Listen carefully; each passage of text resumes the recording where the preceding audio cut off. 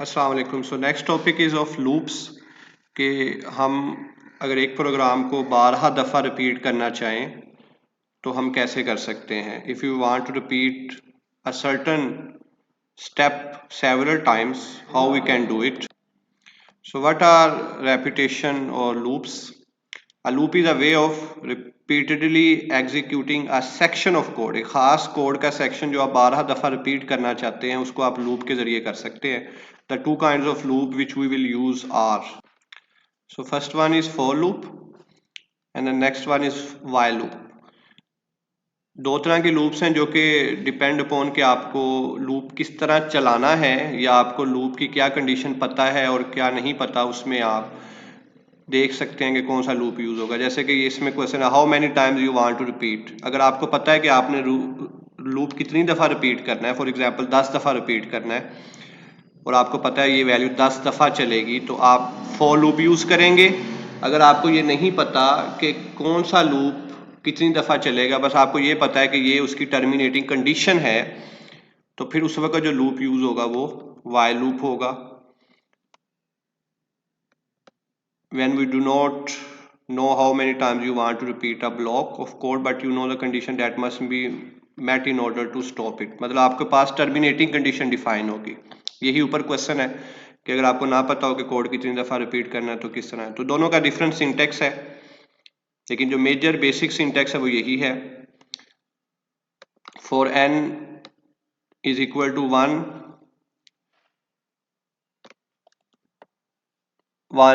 And n। अब ये 1 n क्या है कि ये स्टार्टिंग 1 है, एंडिंग n है और ये स्टेप साइज है। अगर आपका 1 स्टेप साइज है तो आप ये ना भी लिखें, कोई फर्क नहीं पड़ता। Then it could be simply for n is equal to 1 and then n। So that syntax is enough अगर स्टेप साइज 1 है। अगर आपका स्टेप साइज 1 नहीं है तो फिर आप इसके जरिए डिफाइन कर सकते हैं, मतलब उसमें आपको इफ़ यूज़ करने की ज़रूरत नहीं, वो इसी के ज़रिए ही मैनेज हो जाएगा। जैसे फॉर एग्जांपल इवन या ऑड को आपने सेपरेट करना है, सो वो यहीं से मैनेज हो जाएगा। सो ये बता क्या रहा है, it starts n at 1 then increment it by 1 over and over again until it counts up to n। For example 100 तक आपने लेके जाना है तो ये 100 तक चलेगा एक एक स्टेप से जब तक कि उसको वो टर्मिनेट नहीं करता। इसकी अब हम एग्जांपल देख लेते हैं। So this is a MATLAB interface। On one side you have MATLAB editor, वहाँ पे हम लिखते हैं for n is equal to 1 up to 100। For example हम सिर्फ 100 वैल्यूज प्रिंट करवाना चाह रहे हैं और उस पर हम क्या कर देते हैं, डिस्प लगा देते हैं n और इसको एंड कर देते हैं।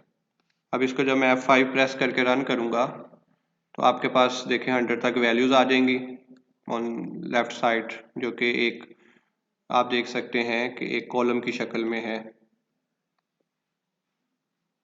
सो दीज आर द वैल्यूज। पहले उसने रन किया है, तो इसी को अगर आप जैसे मैंने कहा स्टेप साइज अगर दे दें, फॉर एग्जांपल मैं 2 का देता हूँ तो ये सारे ओड नंबर्स हो जाएंगे 91, 93, 95, 97, 99। ये आपका आ रहा है in terms of row column. So अगर हम इसे रो की शक्ल में ले रहे हैं तो ये आपका डिस्प उस शक्ल में ही रहेगा। Okay, so this is how you can simply print numbers from 1 up to 100। अब ये फॉर लूप से अगर आपको वैसे रे बनानी पड़े तो आपको बड़ा टाइम लगेगा इस पे। Okay, for example a program says कि आपके पास ये 100 नंबर्स हैं 1 to 100, इसको आपने सम करना है। तो सम कैसे करेंगे, सिंपली ऊपर से नंबर आएगा, फॉर एग्जांपल n आ रहा है या i कह लें इसे, तो i को आप जमा कर देंगे, i प्लस i के हर ऊपर वाला आने वाला नंबर नीचे वाले के साथ जमा हो। शुरू वाला आपको नंबर चाहिए 0, ताकि एक दफ़ा 1 आए, 0 जमा 1 1, फिर 0 जमा 1 2, वो आगे चलता रहे। तो इसको आप किसी वेरिएबल में स्टोर कर लें जिसे सम कहते हैं, और इसको भी सम ही कह दें, और सम की इनिशियल वैल्यू जो है आप वो 0 रख लें। अब क्या होगा ये कि सम की इनिशियल वैल्यू 0 है, ऊपर से आएगी i की वैल्यू 1, नीचे सम 0 प्लस 1 1, तो सम की नई वैल्यू क्या हो जाएगी 1, ऊपर से फिर i की वैल्यू आएगी 2, तो सम की पहली वैल्यू 1 है, 1 प्लस 2 3। तो जैसा हम अपने ब्रेन में जमा करते हैं 1 जमा 2 3, 3 जमा 3 6, 6 जमा 4 10, 10 जमा 5 15, 15 जमा 6 21, 21 जमा 7 28, 28 जमा 8 36, 36 जमा 9 45, 45 जमा 10 55, 55 जमा 11 66 एंड सो ऑन। तो इसी तरह ये कैलकुलेट कर रहा होगा। अब जो आपकी वैल्यू है वो किसके अंदर स्टोर है, सम के अंदर। तो आप इस सम को प्रिंट करवा दें, चाहे इसके साथ मैसेज दे दें एक डिस्प सम। तो जब आप इसको रन करेंगे तो आपके पास ये आउटपुट पे आ जाएगा, it should be one time, इतनी दफा क्यों आ रहा है sum. Just let first CLC clear screen. जी जी, क्योंकि हमने इसकी आउटपुट सप्रेस नहीं की, सॉरी, इधर से हम इसके आउटपुट सप्रेस कर देते हैं, इसको हम CLC करके क्लियर कर देते हैं। अब जब आप रन करेंगे तो आपके पास सिर्फ उसकी आउटपुट आ जाएगी which is 50-50 which is the sum of first 100 natural numbers. अब लेट्स सपोज वो कहता है कि सम करें फर्स्ट 100 ओड नंबर्स, तो 1 2 अगर मैं इसको कर देता हूं तो अब सिर्फ ओड नंबर्स आएंगे, 1 3 5 7 9 11 13। तो आपके ओड नंबर्स का सम क्या होगा, आपको कोई, तो आपके पास जो सम आएगा दैट विल बी 2500। वो कहता है नहीं आप जुफ्त का करो, इवन का, तो 2 से स्टार्ट कर दें, 2 2 2 4 6 8 10। तो ये आपके पास 25 50, इनको जमा करेंगे 50 50। वो कहते हैं नहीं 5 के मल्टीपल्स का कर दें, तो स्टार्टिंग 5 इंक्रीमेंट 5, तो दैट विल बी 1050। तो जस्ट इसको आप इस तरह अरेंज करके जिस तरह मर्जी चाहें प्रिंट करवा सकते हैं। So back to the book.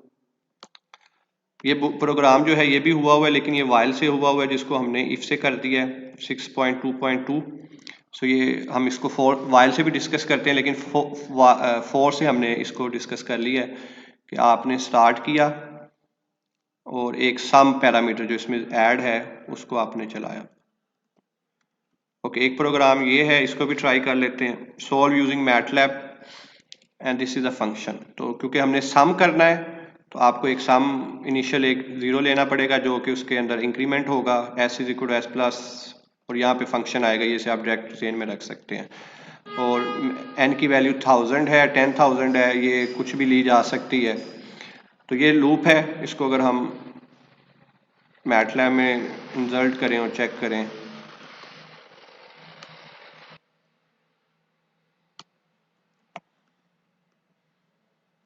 so going back to the MATLAB, मैं यही दोबारा सेम यूज कर रहा हूँ। सो ये हमारे पास S0 एंड 1000 10,000 ये आपको दिया गया जाएगा। अब ये आपका फॉर लूप लग गया 1 से 1 तक, और क्योंकि स्टेप साइज 1 का है तो आप इसको चाहे ना भी लिखें। ये आपका फंक्शन है,